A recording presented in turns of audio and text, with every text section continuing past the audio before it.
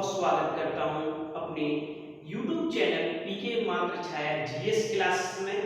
Friends, आज हम बात करेंगे यूपी स्पेशल में हर जिले का जो दर्शन होता है उसी के टॉपिक में आज हम बात करेंगे हमीरपुर दर्शन की। दोस्तों, बात करें ये हमीरपुर की, तो ये हमीरपुर बुंदेलखंड का एक हिस्सा है।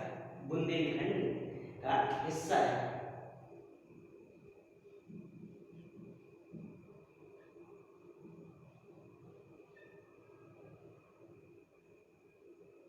दोस्तों, अगर जो बात करें बुंदेलखंड की, तो बुंदेलखंड में आते हैं 4 जिले। बुंदेलखंड में 2 मंडल आते हैं, 2 मंडल में 7 जिले हैं।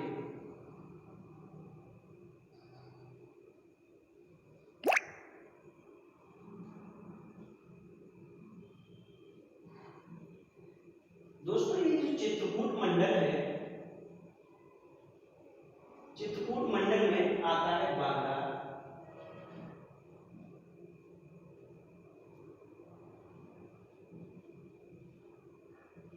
हमीरपुर, महोबा,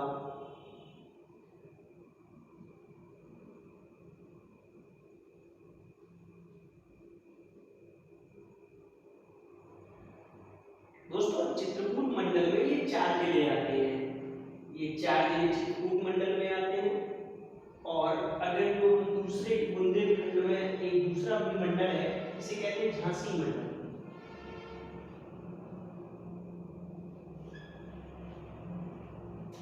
दोस्तों, झांसी मंडल में आते हैं 3 जिले।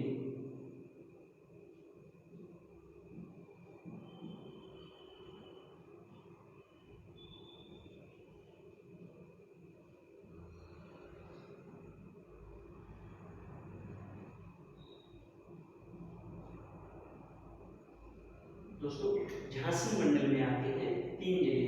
तो ये 7 जिले हैं जो बुंदेलखंड में आते हैं। अगर कभी पूछा जाए बुंदेलखंड में कितने जिले आते हैं, तो 7 जिले आते हैं। अब पूछा जाए कौन मंडल कितने हैं, तो 2 मंडल हैं। 2 मंडल हैं।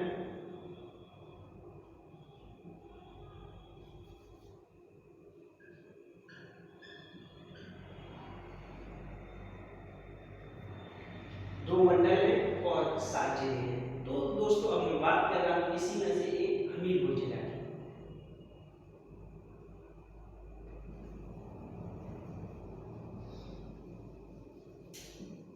हम अगर जो हमीरपुर की बात करें क्षेत्रफल की, तो ये 1995 से पहले ये राज्य में दूसरे नंबर पे आता था क्षेत्रफल की दृष्टि से। अगर जो बात करें थोड़ा पुरानी,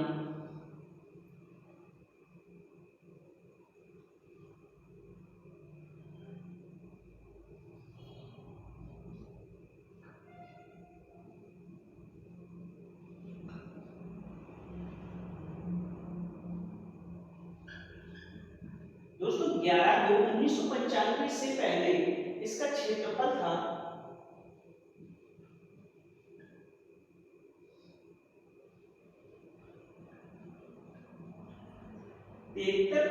63 वर्ग किलोमीटर था। इसका वर्ग किलोमीटर था। ये मैं बात कर रहा हूँ जब इसमें से महोबा जिला नहीं बना था। फिर इस जब ये महोबा जिला बन गया इस तारीख को, तो महोबा जिले का महोबा का क्षेत्रफल जो प्रेजेंट में है, महोबा प्रेजेंट में 44वें नंबर में है। यूपी के एरिया में महोबा 44वें नंबर में है। इसका क्षेत्रफल है 2884 वर्ग किलोमीटर महोबा का है। तो अब बात करते हैं हम हमीरपुर का अभी प्रेजेंट में कितना है।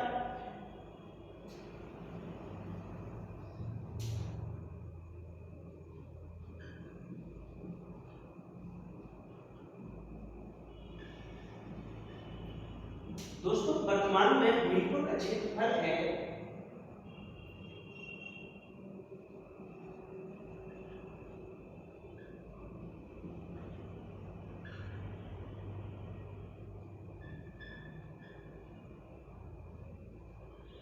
4482 वर्ग किलोमीटर है। दोस्तों, ये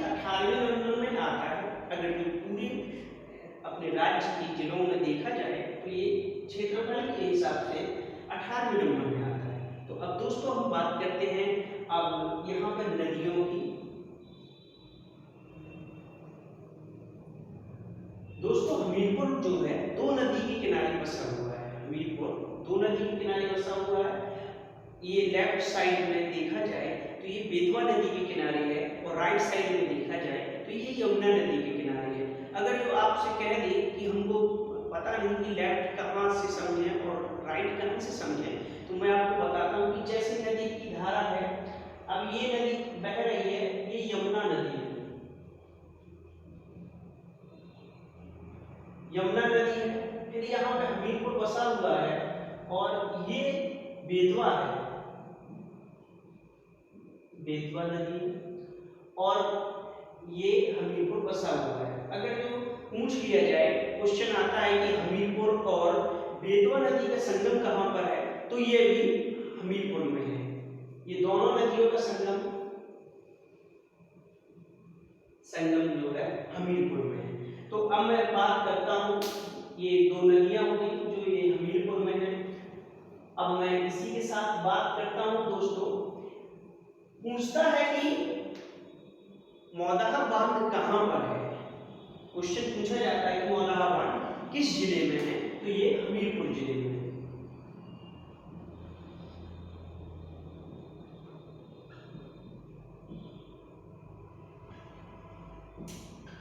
ये मौदाहा बांध हमीरपुर जिले में है और इसी का दोस्तों दूसरा नाम है ब्रह्मानंद बांध।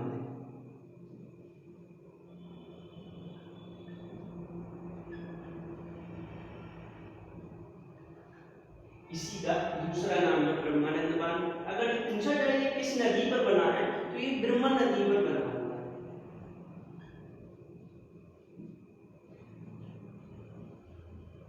ब्रह्मा नदी पर बना हुआ है दोस्तों। ये बिहुनी से 5 किलोमीटर दूर पर है छानी। बिहुनी से 5 किलोमीटर दूर पर है छानी।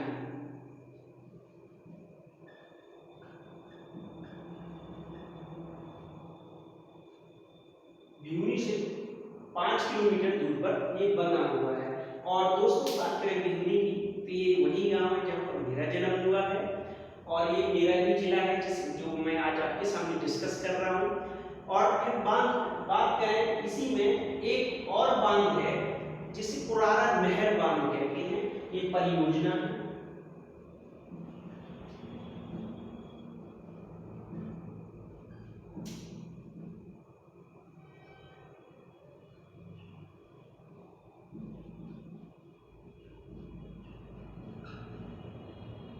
दोस्तों ये कुरारा बांध नहर परियोजना है जो हमीरपुर जिले में है।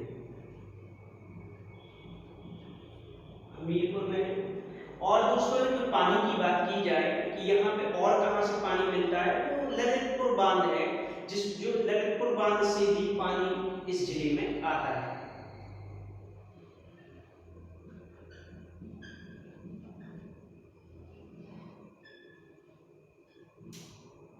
ललितपुर बांध की अगर इस बांध की देखी जाए तो किसको लाभ होता है, किन किन जिला को होता है, तो बात करते हैं इसमें झांसी,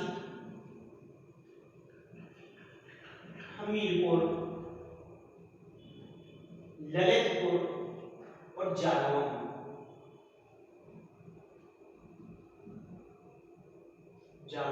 इन 4 जिलों को इस ललितपुर बांध से लाभ मिलता है। तो अब बात करते हैं नहरों की। अब इसी में देखते हैं कि नहर है, हमीरपुर नहर है,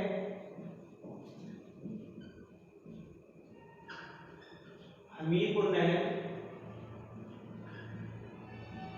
यमुना नदी से बनाई गई है दोस्तों। और इसी में बात करते हैं एक सपारा नहर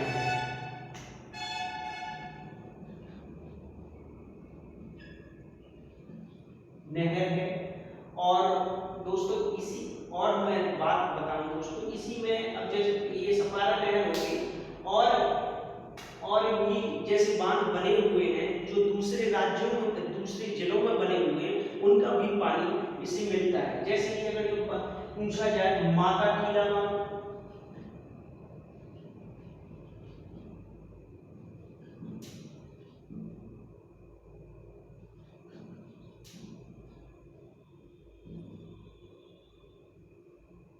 माता टीला बांध, पारीक्षा बांध और माता टीला बांध हो गया, पारीक्षा बांध हो गया, राजघाट परियोजना।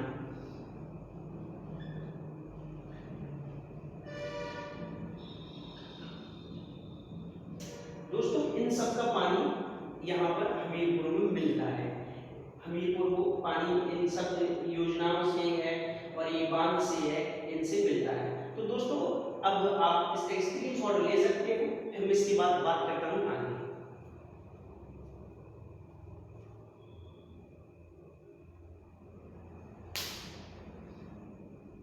आपने ले लिया होगा, अब मैं बात करता हूँ आगे।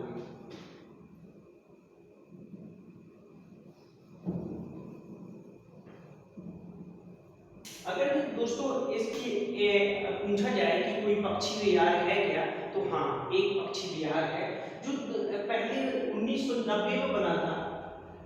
1990 में बना था।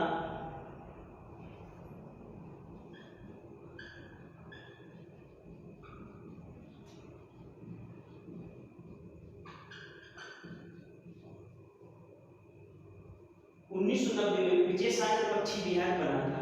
तो जब तो हमीरपुर और हमीरपुर एक ही था, महोबा बना नहीं था। तो आज देखा जाए ये पक्षी विहार दोनों जिला का ज्वाइंट है।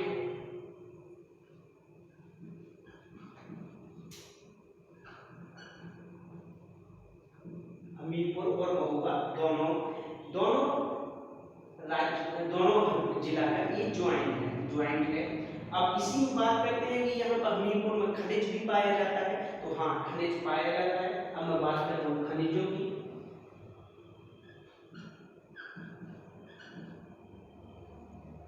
खनिज की बात करें तो यहाँ पे ग्रेफाइट पाया जाता है।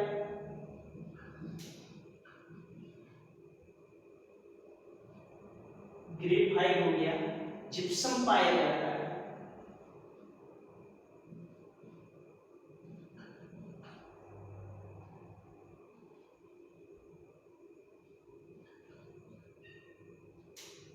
ग्रेफाइट है, जिप्सम है और पटसन पाया जाता है। दोस्तों यहाँ पे ये खनिज पाया जाता है।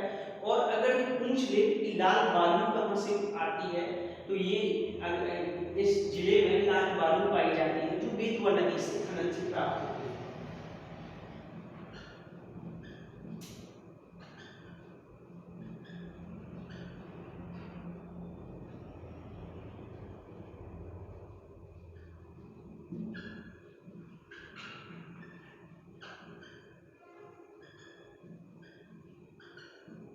बेतवा नदी से प्राप्त होती है। तो और यहाँ पे एक पेंदू के पत्ते पाए जाते हैं। अगर ये पूछ ले कभी पेंदू के पत्ते किस चीज के लिए काम आते हैं, तो वो बीड़ी बनाने के लिए काम आते हैं।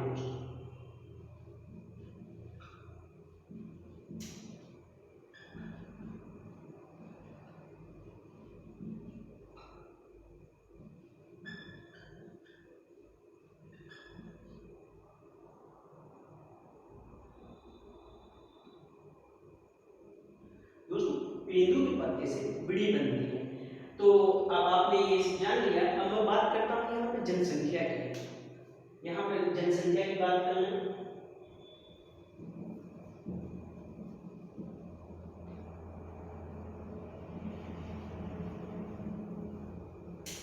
दोस्तों हमीरपुर जिले की कुल जनसंख्या की देखी जाए तो 11,04,285 है।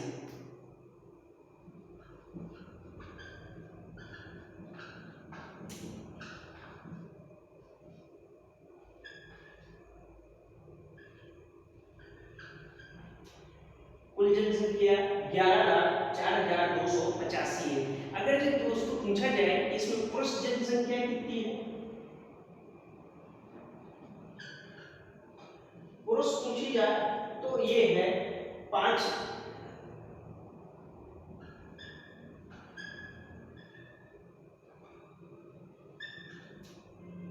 ये पुरुष जनसंख्या पूछी जाए तो 5,93,537 है। ये पुरुष जनसंख्या है।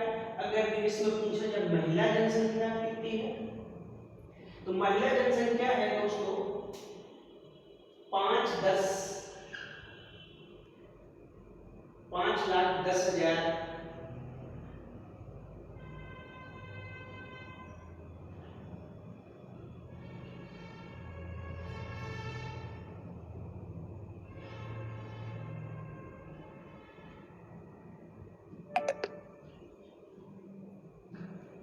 दोस्तों इतनी है। ये इनकी महिलाओं की हो गई 5,10,000 5,10,685, ये महिलाओं की है। अब बात करते हैं कि अगर जो पूछा जाए कभी कि उत्तर प्रदेश राज्य में न्यूनतम जनसंख्या में अगर पूछा जाए तो ये तीसरे नंबर में है।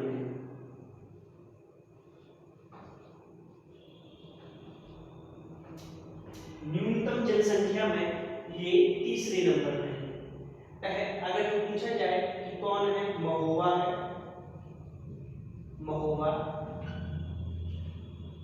चित्रकूट और फिर हमीरपुर, ये तीसरे नंबर में आता है। अगर ऐसे ही दोस्तों बात की जाए न्यूनतम जनसंख्या घनत्व में, न्यूनतम जनसंख्या घनत्व में भी ये तीसरे नंबर में आता है।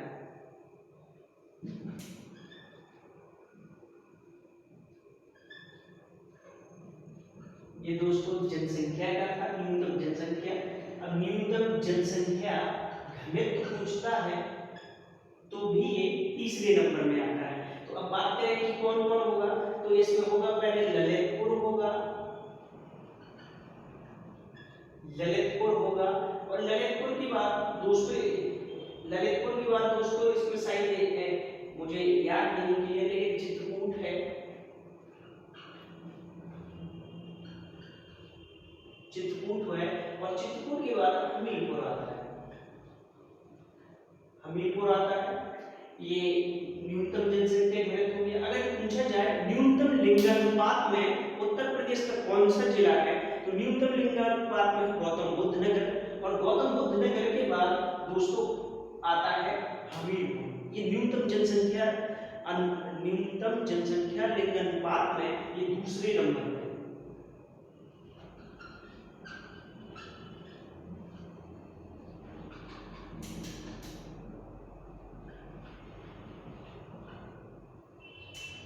इसका दूसरा नंबर है दोस्तों, न्यूनतम लिंगानुपात में दूसरा नंबर है। अगर पूछा जाए तो कितना है, यहाँ पे 861 लिंगानुपात है। मतलब कि इतने 1000 पुरुषों में इतनी फीमेल है, मेलों में 800 इतना फीमेल है। तो दोस्तों अब बात करते हैं कि अगर पूछा जाए कि शिक्षा दर क्या है, इस जिले की शिक्षा दर क्या है, तो कुल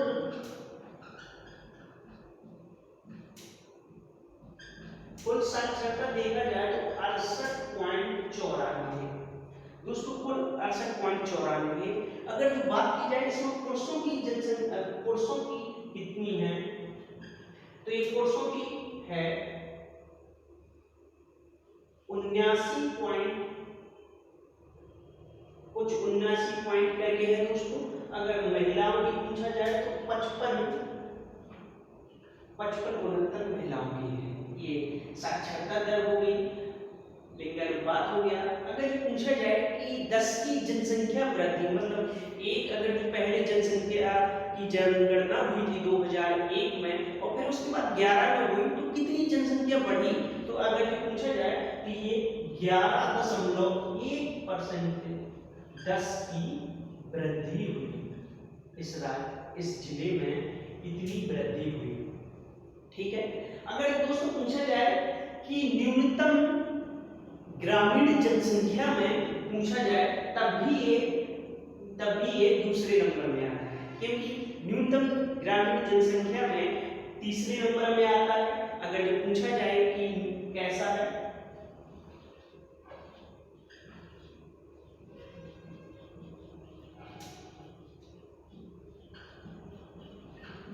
न्यूनतम ग्रामीण जनसंख्या में देखा जाए तो पहले आता है गौतम बुद्ध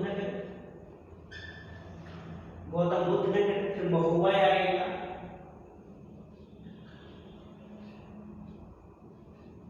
और महोबा के बाद हमीरपुर। ये तीसरे नंबर में है न्यूनतम ग्रामीण जनसंख्या में। अगर तो आप इसका स्क्रीनशॉट ले सकते हैं, फिर मैं आपको थोड़ा और आगे बताता हूँ इस जिले के बारे में।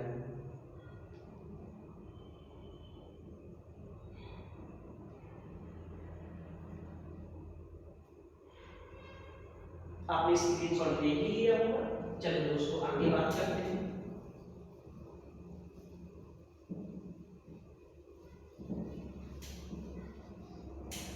अगर जो बात पूछी जाए कि यहाँ पे ग्रामीण जनसंख्या कितनी है,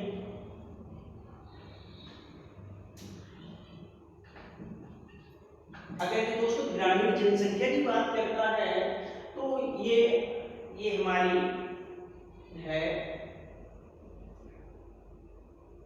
9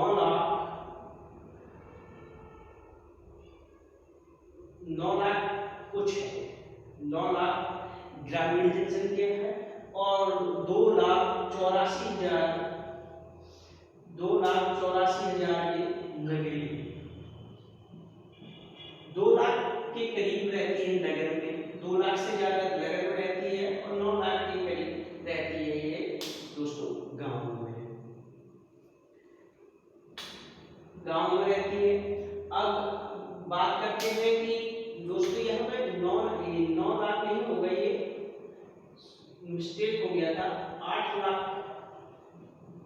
लाख लोग गांव में रहते हैं और ये 2,94,000 के करीब लोग शहर में रहते हैं। तो अब बात करता हूँ मैं यहाँ पे कुछ देखने के लिए, जैसे क्या है, क्या मंदिर है, कौन कौन से, बस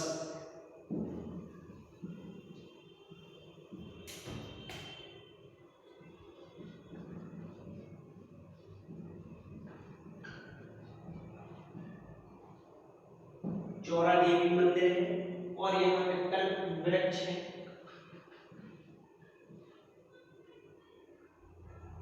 कल्प वृक्ष मंदिर है, ब्रह्मानंद आश्रम भी यहीं पर है,